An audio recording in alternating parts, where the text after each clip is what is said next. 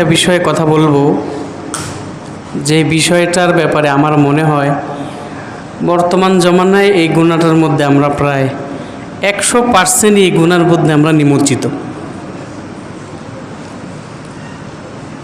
মানুষের মাঝে দুইটা ভাগ আছে ইসলামের দৃষ্টিকোণ থেকে, একটা হচ্ছে আওয়াম আর একটা খাওয়াস। আওয়াম বলতে জনসাধারণ, আর খাওয়াস বলতে বোঝানো হয় উলামায়ে কেরাম, পীর বুজুর্গ মাশায়েখগণ। আমার মনে হয় কিছু পার্সেন্ট একদম বড় বড় উলামায়ে কেরাম বুজুর্গানে দিন ছাড়া 100% লোকই আজকে যে বিষয়ে আলোচনা করব এই গুনার মধ্যে তারা লিপ্ত। এটা এমন এক গুনাহ যার ভিতরে প্রায় 100% মানুষ শামিল। এটা হচ্ছে গীবতের গুনাহ। গীবতের গুনাহ অনেক ভয়ঙ্কর। আল্লাহ তাআলা অনেক বড় বড় গুনাহের ব্যাপারে কোরআনের আয়াত নাজিল করেছে। গীবত এমন একটা গুনাহ যে গুনাহের ব্যাপারে আল্লাহ সরাসরি কোরআনের আয়াত নাজিল করেছেন এবং গীবত করতে মানুষদেরকে নিষেধ করেছেন। আল্লাহর নবী সাল্লাল্লাহু আলাইহি ওয়াসাল্লাম এই গীবতের ব্যাপারে এত বেশি বর্ণনা করেছেন, অসংখ্য হাদিস আল্লাহ নবী ইরশাদ করেছেন। আর এই গীবত এমন এক গুনাহ যার কারণে দুনিয়াতে যাদেরকে আমরা মনে করি সবচেয়ে নিরুপায়, অসহায়, বোকা শোকা, এরকম মানুষগুলো কিয়ামতের ময়দানে দেখবে যে তার আমল নামে বহু নেকি আছে। আল্লাহর কাছে জিজ্ঞেস করবে, আল্লাহ এত নেকি কোথা থেকে আসলো, আমি তো এই নেকিগুলো করি নাই। আবার আমাদের সমাজে অনেক বড় আমলি লোক, অনেক আমলওয়ালা লোক, সব ধরনের আমলই করে। ইসলামের যে বড় বড় মূল ভিত্তি 5টা, কালিমা তো মূল মুসলমান হওয়ার জন্য জরুরি, এরপরে থাকে 4টা, নামাজ, রোজা, হজ, জাকাত। এইগুলা সহ আরও আনুষাঙ্গিক সব ইবাদতগুলো করে এমন লোকও আছে। আলেমও হইতে পারে, গায়রে আলেমও হতে পারে, সব কিছু করেছে, কিন্তু তার কিয়ামতের ময়দানে যাওয়ার পরে তারা এই আমলের সওয়াবগুলো দেখতে পাবে না। তারা যখন হিসাবের খাতা খুলবে, তার হিসেবের খাতার মাঝে এই আমলগুলো পাবে না। ব্যাপার কি, আমার এই আমলটা কই, আমার এই আমলটা কোথায়, আমার এই আমলটা কোথায়? এক গ্রুপ। আর কিছু মানুষ যারা নিম্ন শ্রেণীর হবে, দুর্বল হবে, তারা দেখবে যে ইয়া এলাহি, আমার আমল নামায় এই সব কোথেকে আসলো, এগুলো তো আমি করি নাই।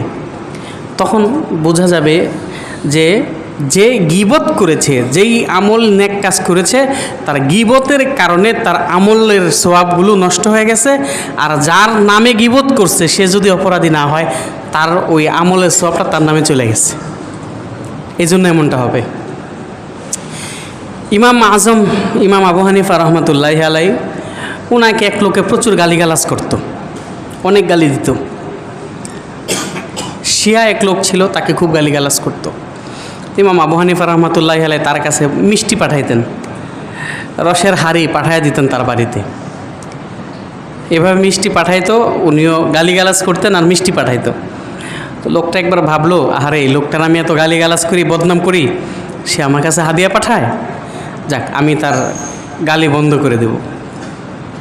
সে ইমাম আবু হানিফার ব্যাপারে গালিগালাজ বন্ধ করে দিল, বাজে কথা বলা, বাজে মন্তব্য করা বন্ধ করে দিছে। ইমাম আবু হানিফা এখন আর মিষ্টির হাড়ি পাঠায় না। সে ভাবলো, ব্যাপার কি, এতদিন গালিগালাজ করছি, মিষ্টির হাড়ি একটা পাঠাইছে, এখন আমি গালি বন্ধ করে দিয়েছি, তো 2টা পাঠানোর কথা, পাঠানি বন্ধ করে দিল। নিরুপায় হয়ে এসে গেছে ওনার কাছে, ভাই কী ব্যাপার? তিনি বললেন, দেখো, তুমি যখন আমাকে গালি দিতে, আমার বদনাম করতে, তখন তোমার যেই আমল তুমি করতে, ওই আমলের সওয়াব আমার আমলনামায় চলে আসতো। আমি ভাবতাম বেচারা এত কষ্ট করে আমল করছে, মাগনা তার আমলটা নষ্ট হয়ে যাবে, এই জন্য তোমার প্রতি আমার দরদ আসছে, তোমার মিষ্টি পাঠাইছি, অন্তত এই বিনিময়ে অন্তত একটু মিষ্টি খাও তুমি। এখন যেহেতু তুমি আমার বদনাম করো না, গীবত করো না, তোমার আমলও নষ্ট হয় না, আমার তো কোনো লাভ নাই, এই জন্য তোমাকে আমি মিষ্টি দেই না। বুজুর্গানের দিন এমন কিছু দৃষ্টান্ত আমাদেরকে দিয়ে গেছেন বাস্তব চিত্রের মতো। তো এই গুনাহের ব্যাপারে, গীবতের ব্যাপারে, জবানের মাধ্যমে যে গীবতটা করা হয়, আমার মনে হয় যে আমরা 100% এই গুনার ভিতরে শামিল। হজে গেছি ও তোয়াফ করতেছি, আমার মনে হয় কিছু মানুষ তখনও গীবত করতে থাকে, কথা বলতে থাকে। হজে গিয়ে মসজিদে বসে যখন জিকির করে দুইজন একসাথে হইলে আমার মনে হয় তখনও তারা গীবত কারো না কারো ব্যাপারে বলতে থাকে। মসজিদে আসছি আবাদতের জন্য, আমার মনে হয় দুইজন একসাথে হইলেই কিছু না কারো ব্যাপারে বলতে থাকে। এই জন্যই তো আল্লাহ নবী হাদিস বলেছেন, আল্লাহ নবীর হাদিসের মর্ম যে কত গভীর। মান সমাতা নাজা, যে চুপ থাকলো সেই মুক্তি পেয়ে গেল। তিরমিজি শরীফের হাদিস আছে, কোনো ব্যক্তি মানুষকে একমাত্র তার জবান, তার জিহ্বা উল্টা পায়ে ধরে জাহান্নামে নিক্ষেপ করবে, একমাত্র তার জবান, মুখের কারণে মানুষ জাহান্নামী হবে। তামর্দে সখুন্না গুফতা বাসদ আয়ুব হুনা রসনে হুফতা বাসদ।